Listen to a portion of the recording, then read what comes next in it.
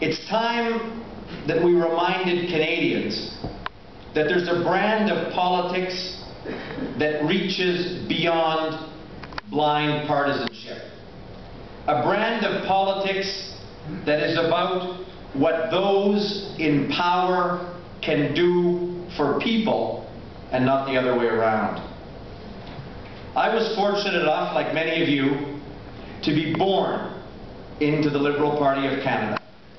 I grew up as my father's son, schooled in the belief that politics was a noble pursuit, one that seeks to strengthen both our country and the opportunities available for those of us privileged enough to call it home.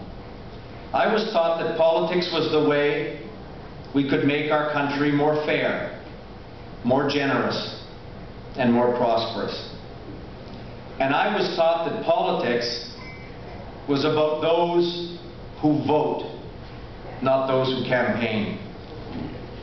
But after nearly 4 years of Stephen Harper, I think we can forgive many Canadians for thinking that politics is a dirty word. You can almost see why so many people dread the idea of an election. Le cynisme, la partisanerie de Monsieur Harper ne connaît pas de borne.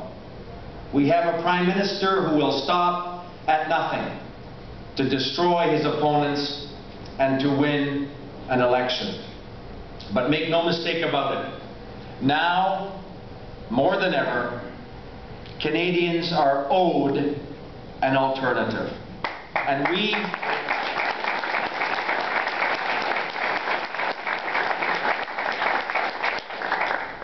as Liberals owe the country that alternative.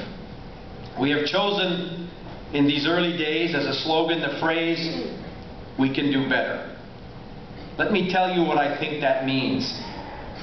I can interpret that in two ways, but both equally important to our task.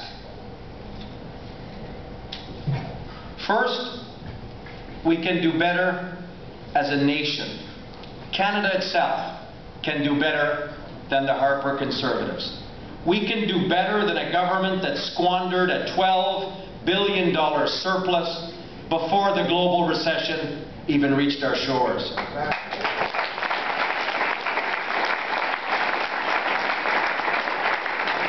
We can do better than a government that slashes budgets for research, science and innovation, things that Andy Scott fought for in Parliament and succeeded in bringing.